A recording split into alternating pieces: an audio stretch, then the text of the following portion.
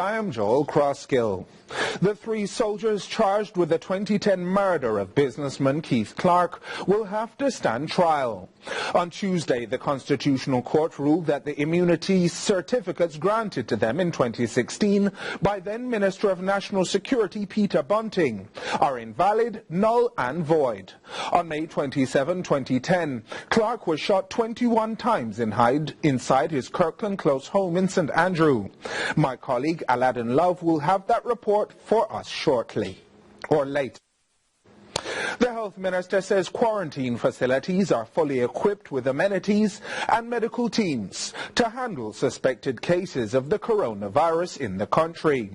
The minister today toured one of the quarantine facilities as the government takes precautionary measures against the deadly coronavirus. Here's our reporter Christine Forbes.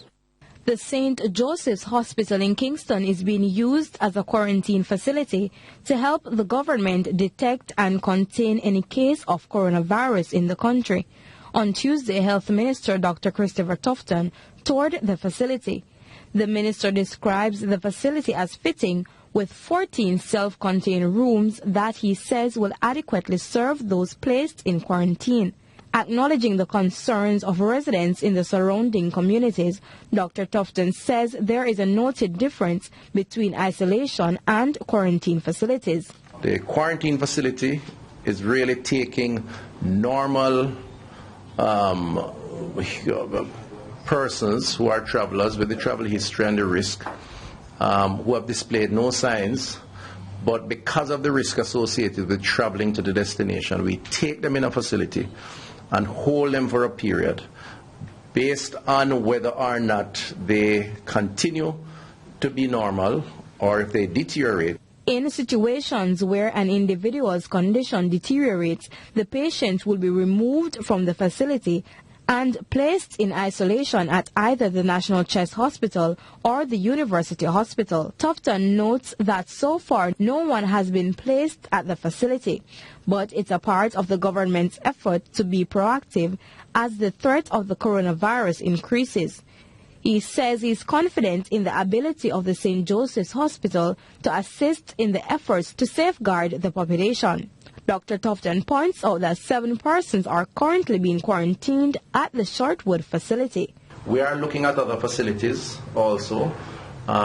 There's one in the West now, and there are a few others that we're examining.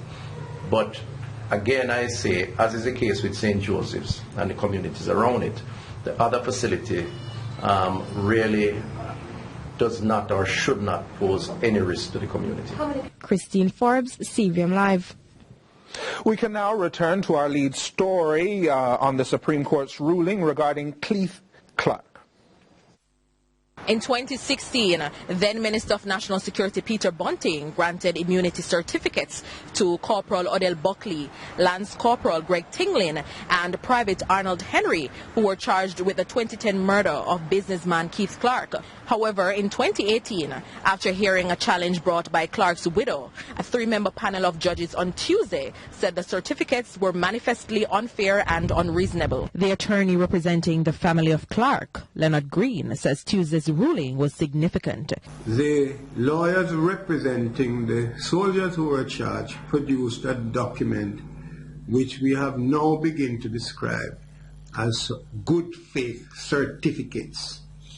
And what this document says, after it was signed by the minister, is that the soldiers who went to the Clark home and carried out actions which resulted in his death, those soldiers acted in good faith, and as such they would be immune from civil or criminal proceedings. He says time was one of the main factors for the full court's ruling of the certificates as null, void and invalid. It's important to bear in mind that the certificates were issued 8 years after the murder of Mr. Clark and some 6 years after the soldiers had been charged.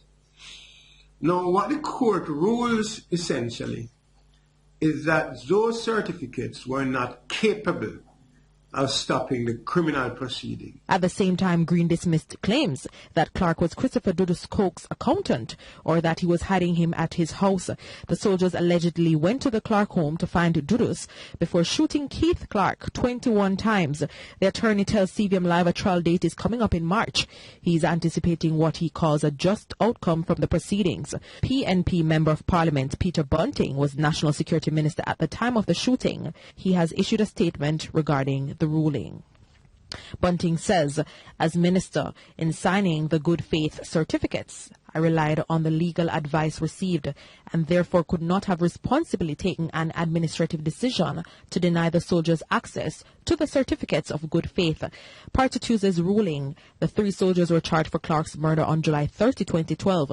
The case was delayed at least 6 times for various reasons, from illness on the part of one of the defense lawyers to completion of the West Kingston Commission of Inquiry to the unavailability of the former consultant pathologist. Now the certificates have been ruled null, void and invalid. Aladdin Love for CVM Live.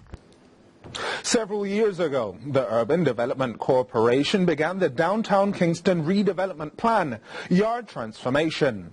Old housing structures were destroyed and replaced with new homes for persons of low income. Several families were relocated to make way for this development. But to date, none of the new homes have been occupied, and the citizens are now appealing for help and for the UDC to deliver. Khadija Thomas now reports. It has been several years since the Urban Development Corporation UDC began its redevelopment plan for sections of downtown Kingston. Funds were received from the National Housing Trust to make way for this pilot project that would see the construction of 40 units on 4 sites in Central and West Kingston at a cost of 50 million Jamaican dollars. Residents who live within the zone of improvement were temporarily relocated to make way for this new housing that would be sold to them under mortgage set at 4,800 Jamaican dollars per month that would be repayable over 30 years. However, to date, those homes have not been delivered and residents are crying for help. Can't stay here, so the whole building has dropped down far away. They have been living here in this old building along Hanover Street following the relocation process by UDC. They say the conditions they reside in are worse than that of their previous homes. We build our own house. When rainfall, we not wet. A better convenience because we did have everything for sale. And the UDC put we over here. So when them build the house, we go over back. Until today, we suffer over here.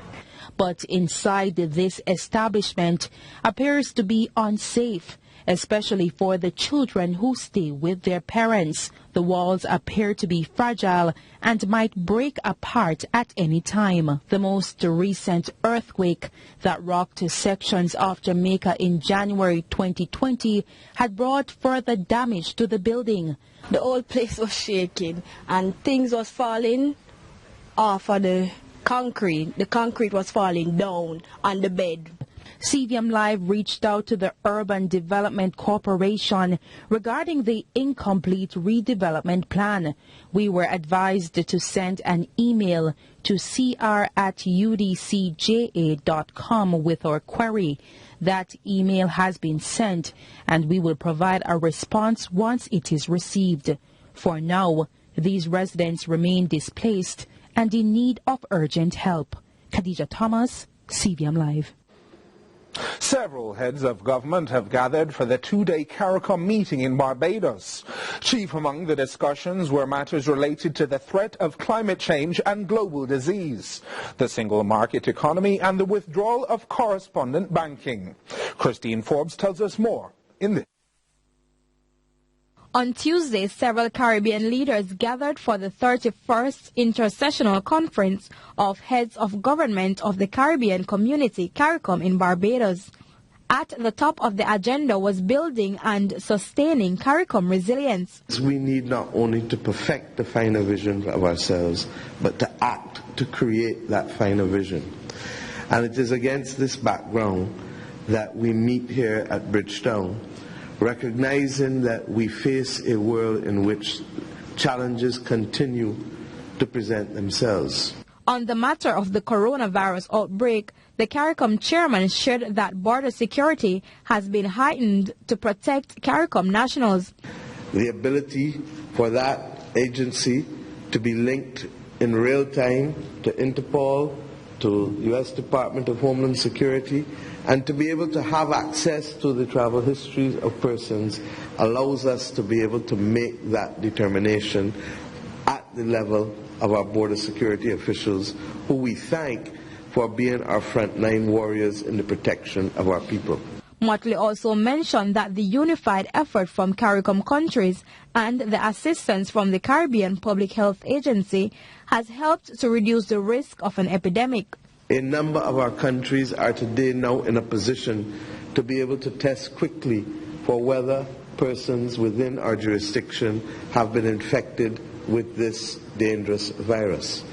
I start at this point because I want our heads to focus on the challenge and the response.